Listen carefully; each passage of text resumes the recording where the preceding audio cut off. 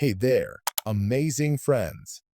I warmly invite you to join me on this exciting journey by subscribing to my channel, liking, commenting, and sharing my videos.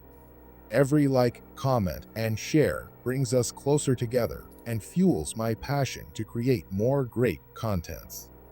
Your support truly makes all the difference. Thank you for being the heart of this community. Alien footsteps in the desert dunes. The mysterious prince nobody can explain. A scorching sun cast elongated shadows across the vast desert where rolling dunes stretched to the horizon in every direction.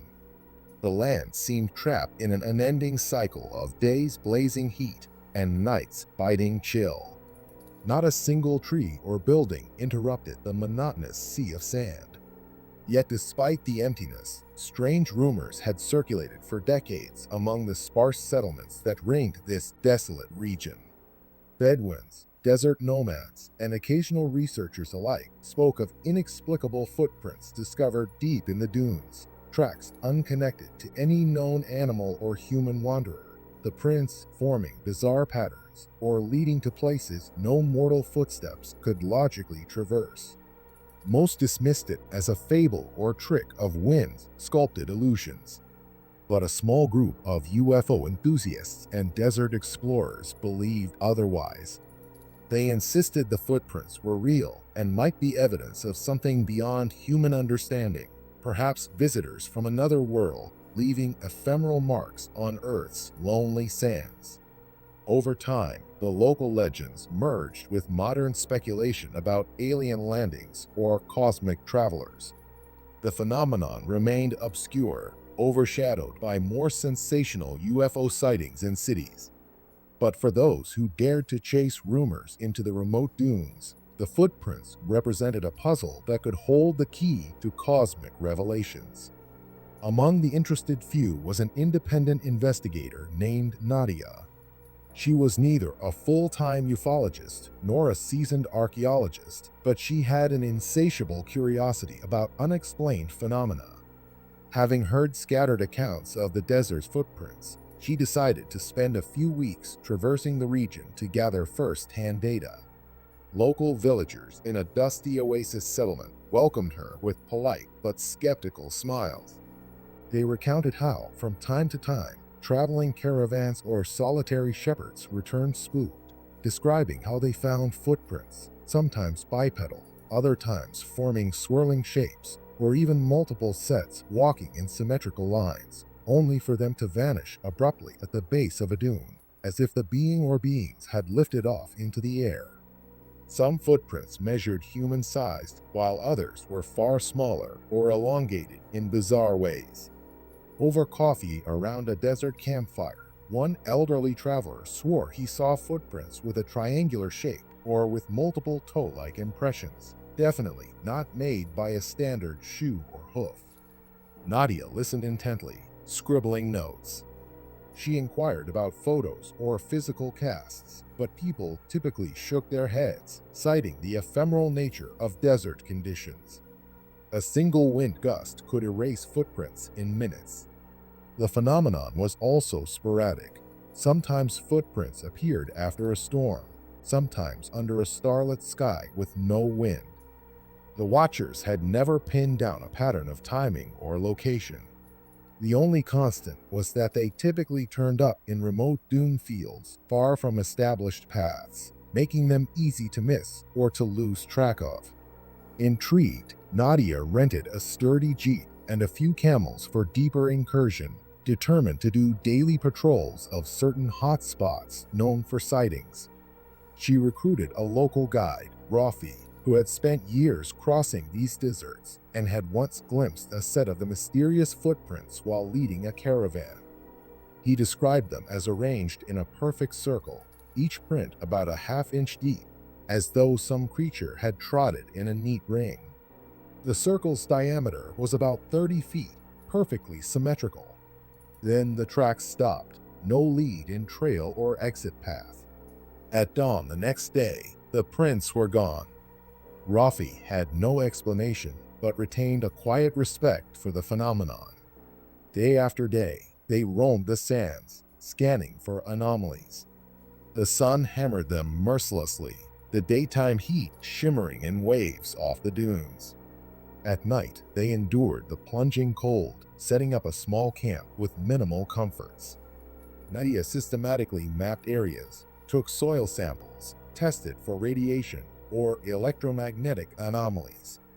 Nothing conclusive emerged. The desert nights were breathtaking, with the sky brimming with stars, but no sign of UFO craft or unusual lights. She began to wonder if the rumors might be more folklore than reality. Then, one dawn, as the first streaks of sunlight glowed along the horizon, Rafi beckoned her from the campsite, excitement in his voice. He pointed to a patch of sand about 50 meters away from their tents. There, etched in the soft dunes, was a line of footprints that hadn't been there the previous evening. Nadia's heart skipped a beat.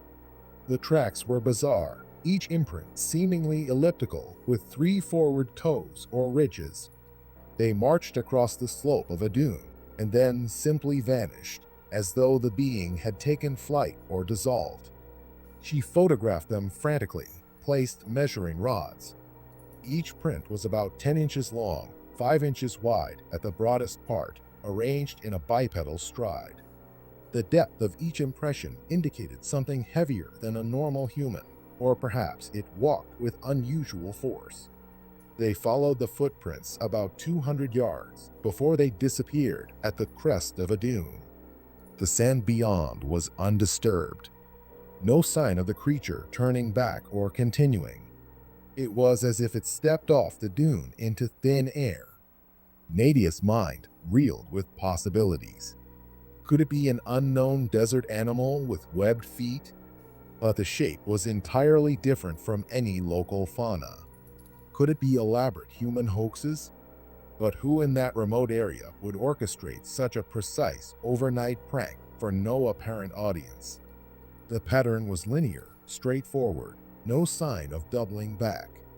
Rafi recalled a rumor about witnessing a pale glow in the sky on certain nights, akin to a faint beam shining down. Some believed the footprints were left by visitors who momentarily landed and departed. Another rumor told of a small luminous orb seen skimming the dunes, perhaps a craft or drone. Nadia found no immediate evidence of scorch marks or chemical residues, though the desert winds could easily whisk away many clues. This single discovery reignited her determination. Over the next days, she scoured neighboring dunes each morning at dawn, hoping for a repeat. A second discovery arrived after a ferocious sandstorm. While storms typically obliterate footprints, Rafi discovered fresh prints near a shallow wadi early the next morning. This time they were smaller, about half the size of the first set, almost childlike if one could call them that. They formed a meandering path that looped around a cluster of rocks, then ended abruptly near the wadi's edge. Once again, no sign of approach or departure. The shape of these prints was different too, narrower, with a slight indentation that might pass for a heel, but no mainstream shoe shape. The watchers in the village, hearing of these finds, shook their heads in wonder or mild fear. Some insisted that multiple types of desert visitors might roam at night, each leaving distinct footprints. Others saw it as evidence that the phenomenon was broader than originally believed. Rafi recounted how in the older stories, footprints often came in multiple forms, sometimes large and heavy, sometimes dainty, as if a small creature walked. None of these matched normal footwear from travelers. Some watchers muttered that the footprints were illusions conjured by jinn or desert spirits. But Nadia's instincts pointed to something more tangible, if still extraordinary. As the weeks progressed, Nadia documented about 8 separate incidences of footprints, each discovered at dawn in different dune pockets. Attempts to stay up all night in the areas, scanning with night vision, had proven fruitless, as though the footprints only manifested in corners of the desert simultaneously. The watchers joked that you had to be in multiple places at once to catch them. Rafi insisted these events were not random, but perhaps aligned to certain lunar phases. He cited a pattern that the footprints often appeared after nights with minimal moonlight or a certain alignment of stars. Nadia tried cross-referencing dates. Some correlation might have existed, but too inconsistent to be sure. She reached out to her network of UFO hobbyists worldwide, describing the footprints in online forums. Replies ranged from speculation about undiscovered desert cryptids to claims of advanced exosuits worn by extraterrestrials. A few people recognized parallels with footprints described in other countries' desert regions like southwestern US or the plateaus in parts of Asia, where alleged alien footprints had similarly appeared and vanished. This broad scope fueled the idea that a global phenomenon might tie them together, though skepticism abounded. Driven by curiosity, Nadia decided to attempt a night stakeout near the dunes where footprints had recently been discovered. She and Rafi set up a camp once again, but this time they placed a ring of motion-activated cameras in the vicinity, plus thermal sensors. They stayed awake in shifts, scanning the horizon. The desert nights were eerily silent, the sky brimming with stars so bright it seemed unreal. Hour after hour, no sign of activity. Then around 3 a.m., a faint beep came from one of the sensors. They rushed over, checking the live feed from the camera. A swirling shape appeared in the distance, a few hundred meters away, almost like a localized spiral of dust. Not a typical dust devil, but something more contained, and it seemed to move in a purposeful pattern. They tried to zoom in, but the camera feed stuttered. Meanwhile, the thermal sensor picked up a temperature anomaly, an area slightly cooler than the surroundings. Nadia and Rafi scrambled to approach the location on foot, flashlights off, treading carefully. By the time they reached the approximate spot, the swirl had dissipated. The sand underfoot felt oddly chilled in patches. They noticed fresh footprints that ended at the swirl's epicenter. Larger than previous sets, these prints were more circular. Looking up, they saw only an empty sky, the stars twinkling. The wind resumed as if nothing had happened. In subsequent analysis, the sensor data showed a brief dip in temperature, about 2 degrees Celsius, at the swirl. Could it be a miniature vortex of some unknown origin or a weird phenomenon linked to electromagnetic disruptions? The watchers among the UFO community hailed it as potential evidence of an alien craft's landing or partial manifestation. The local skeptics pointed out that dust devils can cause temperature anomalies or illusions of prints. Yet the footprints themselves were undeniably present, captured in multiple angles by the cameras. The shape was novel, not matching the earlier elliptical or childlike forms. This time, each imprint was nearly circular, with a deeper central depression. That variety only heightened the intrigue. If the footprints truly belonged to an extraterrestrial presence, perhaps each shape corresponded to different species or different suits. Alternatively, if it was an elaborate hoax, the hoaxers were going to extreme lengths to produce multiple footprints with distinct designs. The lack of footprints leading away or toward the swirl again suggested arrival from above or departure upward, fueling theories of vertical landings or dimension shifting. Over the next few days, Nadia's expedition continued, but she felt the weight of diminishing time and resources.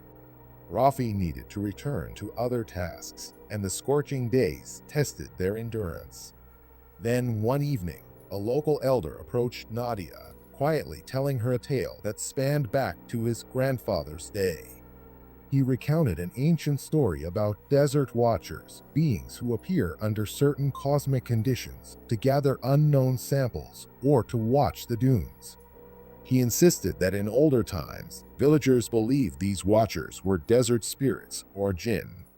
Only in the modern era did folks align them with extraterrestrial visitors. The elder explained that footprints in multiple shapes had been reported in cycles for centuries, each cycle lasting a few months or years before subsiding. Some villagers believe the Watchers performed silent nightly tasks, like collecting data from the desert environment or scanning for something buried beneath the sands. Another rumor said an artifact from the Watchers crashed or landed long ago, and each new wave of footprints marked attempts to unearth or maintain that hidden device. The Elder's parting words to Nadia were, "If they wanted harm, they would have done it. But they prefer secrecy. We are the intruders." This perspective of Watchers quietly operating in the desert resonated with Nadia. She found comfort in the notion that the phenomenon was more about silent observation than malevolent intrusion. Yet the footprints themselves, so varied and fleeting, remained a puzzle. She compiled her notes, including cast impressions of the footprints she managed to mold with quick-drying plaster, the sensor data logs, and anecdotal testimonies from locals. She concluded that while the phenomenon defied a single neat explanation, it strongly hinted at a presence with capabilities beyond conventional understanding, capabilities that let it vanish or move vertically, ignoring the normal constraints of travel. Each new pattern of footprints suggested not random wandering, but purposeful design. Some were symmetrical circles, some marched in neat lines, others a single set leading to nowhere. The Watchers speculated that the Watchers themselves might be studying the desert ecology or performing cryptic tasks with no interest in human contact. One final event sealed Nadia's acceptance that the Watchers had chosen to remain hidden. On her last night of fieldwork, she decided to stand alone in the desert near the swirl site with all cameras off, holding no attempt to capture anything. She meditated on the idea that if these Watchers possessed advanced senses, maybe an open, unthreatening posture might glean an interaction. She stood under the starlit sky for hours. Around midnight, she saw a subtle glow appear in the distance, faint, bluish. No swirl of dust, no big landing, just a hush that overcame the night. Slowly, she sensed a presence approach, though no footprints formed in real time. The air around her felt charged with static. Then she caught a fleeting glimpse, a shadow-like figure standing some meters away, shaped vaguely humanoid, but with elongated arms. She froze, not wanting to spook it. The figure exuded a calm watchfulness. She felt no threat, just a surreal awe. After a moment, it turned away or dissolved into the gloom, and the faint glow receded. When she checked the sand seconds later, she discovered a new set of footprints with that elliptical shape leading away from her vantage. The illusions parted. The Watchers had come and gone in an eye blink, leaving behind silent footprints she never saw form. She was left trembling, certain it was no hoax or trick. Morning found those footprints partially erased by a gentle breeze, though she did manage to photograph them. It was enough to confirm to herself that the Watchers recognized her presence. The footprints signaled an acknowledgement, albeit brief. Over breakfast with Rafi, she recounted the experience, unsure if it was a dream or reality. He listened gravely, simply remarking that the Watchers had shown her courtesy.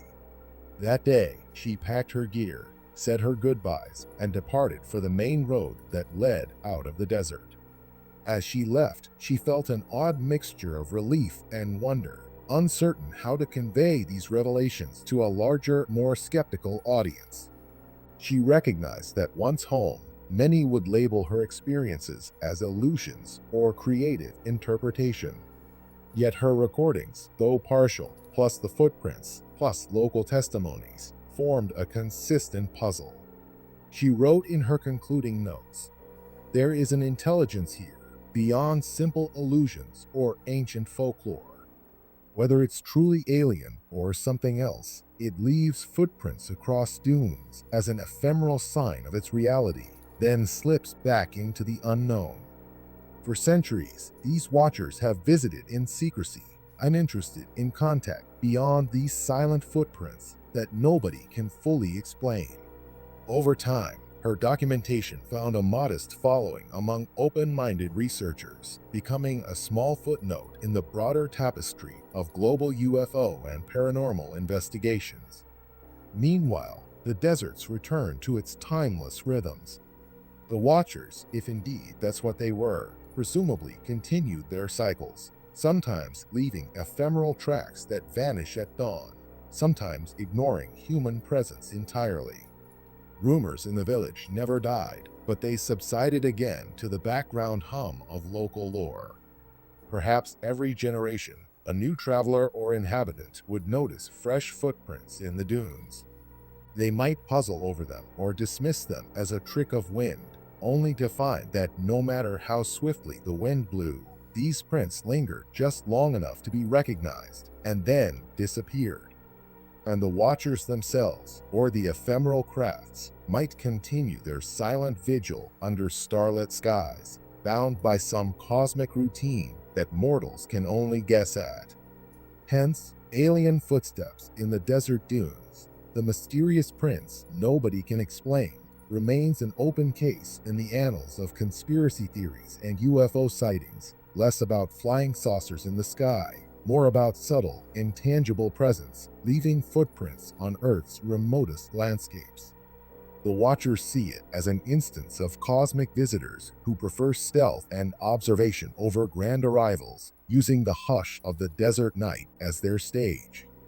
Skeptics see a swirl of half-evidence pointing to random illusions or elaborate mischief.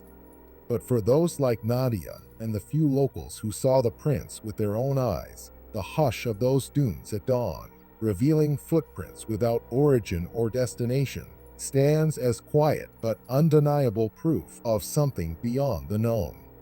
And that sense of quiet wonder, perhaps overshadowed by a tinge of awe, testifies that not all mysteries revolve around flashing lights and dramatic abductions. Some mysteries linger in the shifting sands, heard only in the hush of a desert dawn, left behind in footprints that defy every attempt at rational explanation. And so, the Watchers come and go, leaving ephemeral marks on Earth's grand tapestry of secrets, while the desert remains silent witness, eternally absorbing footprints under drifting dunes, a cosmic riddle left unsolved, or perhaps unresolvable, for generations to come.